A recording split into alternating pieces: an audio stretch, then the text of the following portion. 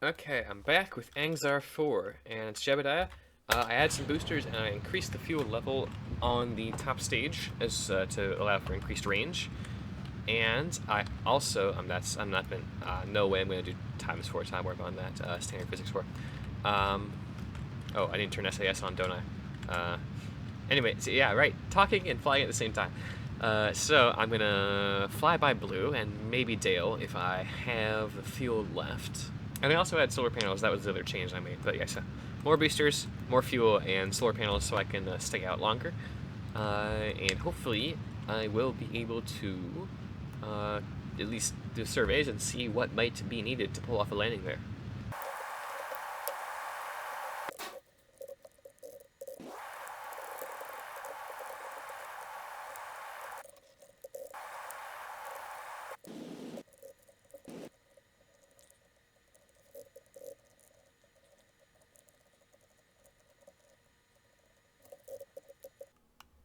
Okay, I'm getting my first look at Blue here. Maybe. It's probably in the shadow. Okay, not a good look. I was originally hoping to get it on this pass, but oh hey, there's Blue. It looks like Val, or like a blue version of the Mun. I guess I don't know what I was expecting because it's called Blue. What was I expecting? Red? But no, it's gonna be a few more orbits where we can encounter this thing because it was just barely not lining up for me to have a good orbital pass. I could get a pass, but it would have been so low. So high, so I wouldn't have been able to get to low orbit. Uh, so yeah, it just barely didn't line up for this time around.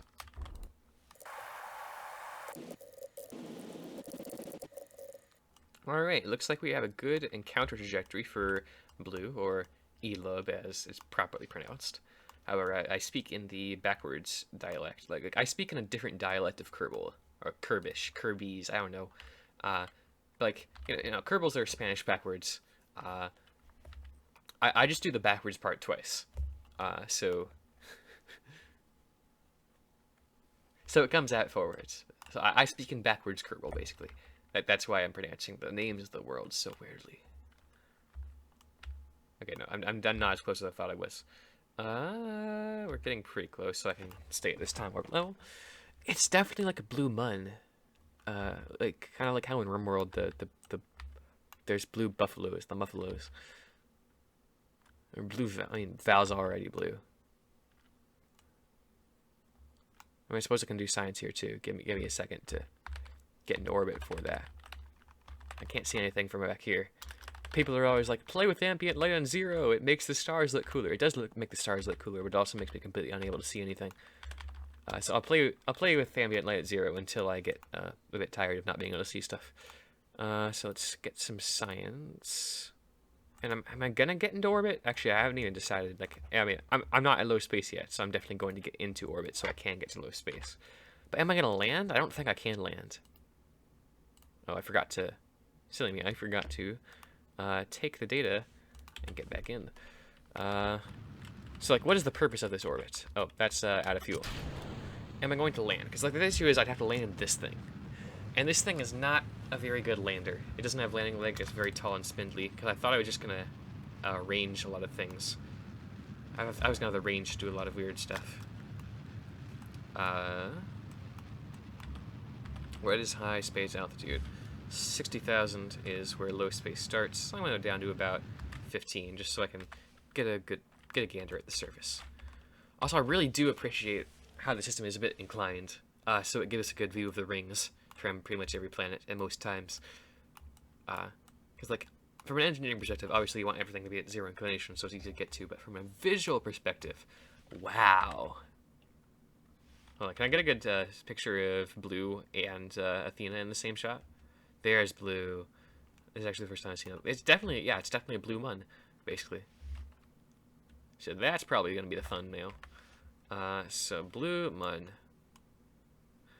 Yeah, there's not much else to say about it. I suppose I can read its description now.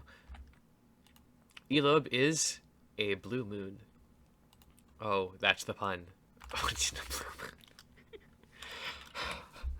How did I not catch on to that earlier? Okay. 310 kilometer equatorial radius, 0.24 G, so a little bit more intense than the Mun.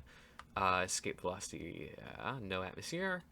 I'd hope it has no atmosphere since we're 15 kilometers below it. And yet I'm still lowering my orbit as if I'm going for a landing. I don't know why. Like I know it's a very bad idea, but I kind of want to do it.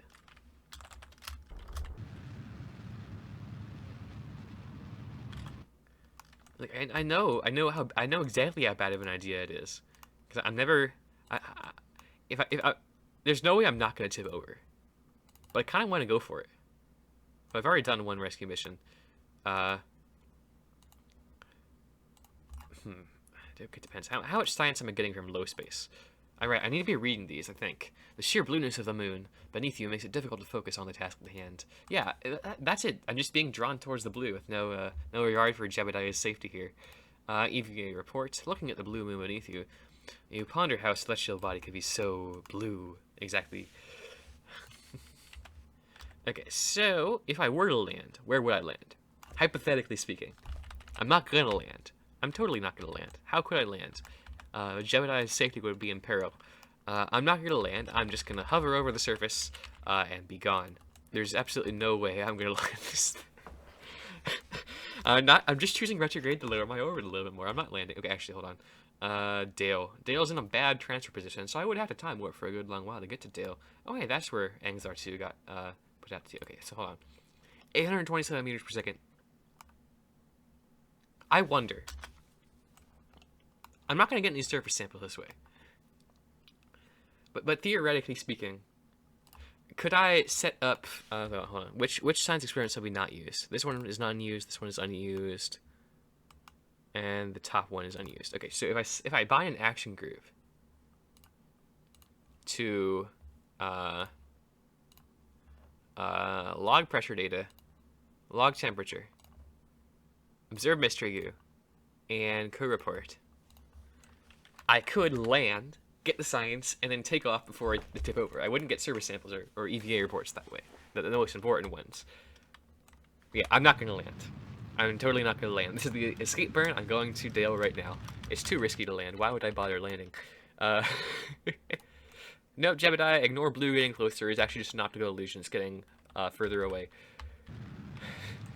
We're not landing. Oh, I just accidentally alt-tabbed out. Okay, there we are, back in. This is not a landing. No, it's not, sir. We are not landing. It's touch and go sample acquisition maneuver. Acquisition. It's just like Osiris Rex, but with Jeb, with Kerbal lives at risk. Okay, this is not a good spot to touch down because we are gonna tip. You're in the Highlands. So, I don't know if I slowed down fast enough. Shoot, 70, 60, 50. Okay, I think we're gonna be fine. 30, 20. All right, now I need to be really careful.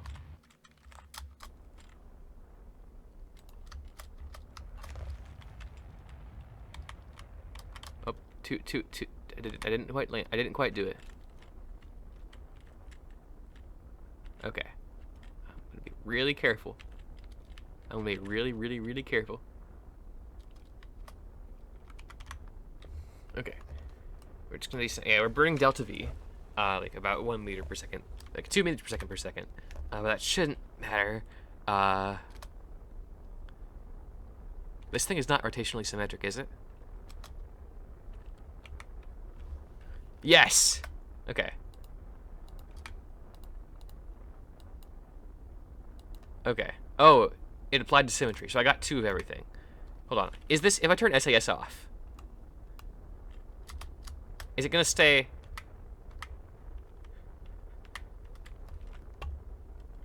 No way. Okay. I think I might be able to get the surface sample after all. Ladies and gentlemen, it's time for the Jebediah maneuver. Oh wait, never mind. I can't do the Jebediah. No, shoot. I cannot do the Jebediah maneuver because I bumped the ship. Oh. Take service sample. EVA report. Oh shoot. I think I might have actually made a mistake. The jetpack might not have enough thrust here. Oh no, it just barely does. It just barely is enough thrust. Okay, I can do this. I can do this. I didn't plant a flag, but who cares about flags? Okay, alright. If I get back in the ship here. Yeah, who needs landing gear? Who needs landing gear? That was not a landing. That was not a landing. We're going back to space now. Okay, I think what allowed me to do that, because like I thought these batteries hanging off the side would make it tip over. But the thing is, the batteries are physicsless parts. Physicsless parts. So they don't actually, they apply their mass to the center of mass of the part. So this thing is actually rotationally symmetric. That was the most jank landing of all time. That was inspired by a thing I did with a mothership a while back. But granted, the mothership actually had active control. Like, basically, I realized my Valelander, for doing one of my very first dual missions ever, did not have enough thrust. Sorry, did not have enough fuel to land and take off. But I noticed the mothership had plenty of extra fuel. So I took the mothership down and I hovered it, like, 100 meters off the surface or something like that, and then EVA'd down. Granted, that was in sandbox mode, so, like, no need for science. But, man, that was fun. Okay. And I should maybe have enough fuel to go to Dale. It's going to be pretty close. I'm not going to be able to land, of course. Not that I landed here. This was not a landing. This was a close inspection. I love Kerbal.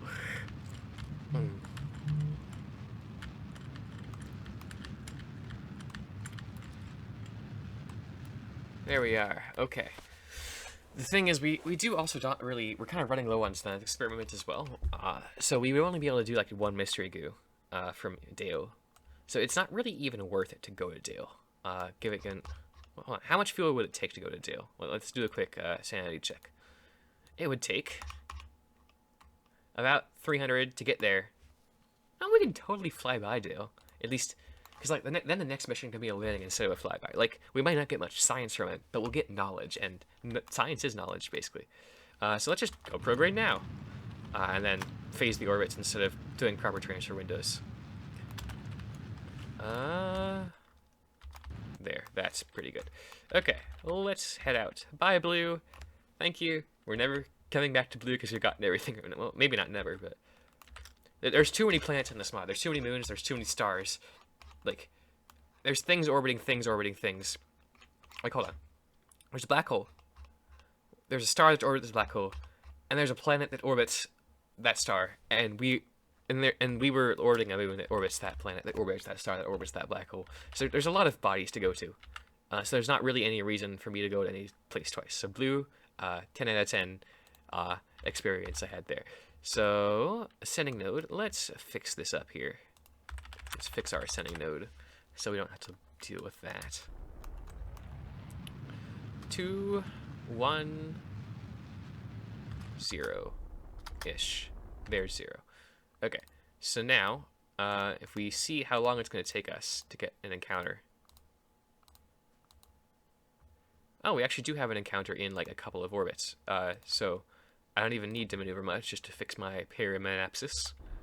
4, 3, 2, 1. I don't know if this place has an atmosphere or not, so I'm not going to put it too low. I'm going to put it about 180. Like, this thing's atmosphere cannot possibly be taller than 180, right? It shouldn't be taller than 180. If it's taller than 180, I'll eat my hat. Or maybe there is a gas giant orbiting a gas giant. But I think that would be a bit excessive, because like I've never seen a gas giant moon. I mean, I guess Titan is kind of like that in real life, but it's not really. It's missing the giant part. I mean, granted, it's pretty big compared to most moons, and it has a lot of gas compared to most moons. But I wouldn't call Titan a gas giant. Okay, we are incoming to Dale. It's orange, so I'm thinking maybe a desert planet, something like that maybe looks like Mars. Okay, there's Athena. It's looking so majestic. Oh, there's so many like stars. The sky is full of stars. Okay, Dale. It's actually looking like a Tylo. It probably doesn't have atmosphere at all. Or maybe it's even a normal mun. But like, so maybe its sphere of influence is just so big because it's so far out. Or maybe it actually is pretty heavy. I actually don't know. Either way, let's try and I'm gonna just go and like get all the science in here. Collect, remove, take. I'm just gonna go around and get everything empty. Take data, collect data. We do have one extra mystery goo. We do not have one extra mystery goo because right, it activated in symmetry. Okay, so I'm not entirely sure. So yeah, we don't have any mystery goods because I'm not going to go through the effort to try and figure out which one to reset. And I've already taken the data, so it's not great anyway. Right, okay. Dump some experiments. Okay, so yeah, we did have a few duplicates. But, right, and I have a crew report in here, so I have to go out. And I have not realized just how annoying it was to do all this science hopping. Especially when in Kerbal 2, it's like so ridiculously streamlined. It's no joke. It's one button basically. And then the other things that you have there, like with the time it takes to do some experiments. Why is the thermometer? Did I forget a thermometer? Yeah, like engineering considerations and not mindless clicking. Now Kerbal 2. That's not to say that Kerbal 2 doesn't have mindless clicking. I'm looking at you, Vehicle Assembly Building Workspace System, where you have to press save 3 times to save a ship. But you know, there are definitely major improvements that Kerbal 2 has had, and I'm happy to see where Kerbal 2 goes in the future, because these are relatively minor fixes, and the dev team, in my opinion, has shown that they are willing to make those fixes even if it does take a while. So this is Dale. It does look like a... Oh, I'm forgetting what it's called. It kind of looks like a Outer Planets mod, the heavy moon orbiting Sardis. It kind of looks like that. I've only been there once though. It might be called Thud. It might be called I don't even remember. Okay, so this is Dale. What do we got? The largest moon of Athena and one of the first moons to be discovered. Sorry, was the first of and Athena's moons to be discovered. It's believed that Dale had an atmosphere in the past and even supported liquid water on its surface. But it remains a mystery as to why the moon lost those characteristics over time. So I was really confused for a second. Like, how could Dale be the first moon to be discovered when our home world is like really right there? Like, what are you're talking? Like, you can see all the moons, and it's gonna be a prehistoric thing. But then I realized that these are all written assuming that you came here from the wormhole, because this is the mod pack is supposed to be played by using the wormhole to get here from the Kerbal system instead of the home world switch. So everything's probably written with that in mind. Anyway, so Dale, physical characteristics. 520 kilometers radius, 0.73 G. I'm going at about 2.3 kilometers per second around it right now. No atmosphere. So, yeah. I'm not even... how much would it take to lower my orbit? Because I don't want to leave myself stranded. It would take 600 and then another 600 to get back up. So, okay, I'm not going to go into a low orbit. I'm just going to stay in this elliptical orbit and reduce my periapsis so I can get some low Dale science. So that's going to be...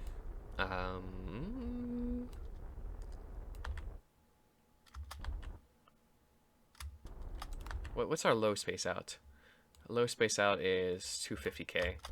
That's close enough, but I want to get really close. Like 10 kilometers close. Maybe not 10, but like 20 is probably safe. Just so I can see...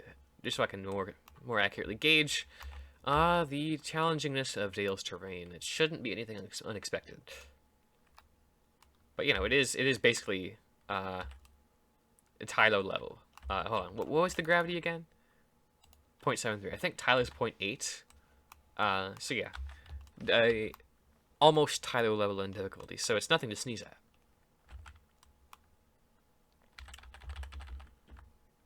Nothing to sneeze at, indeed.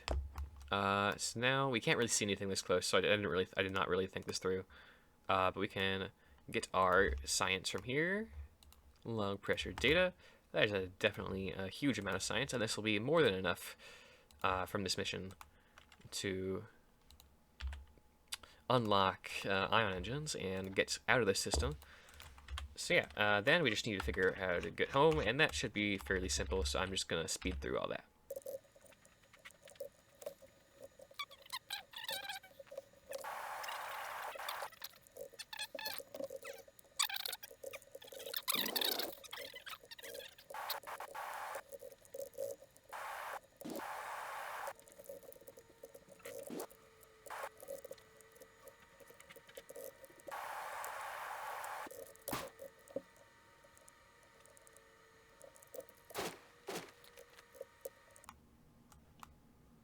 And just like that, we are landed.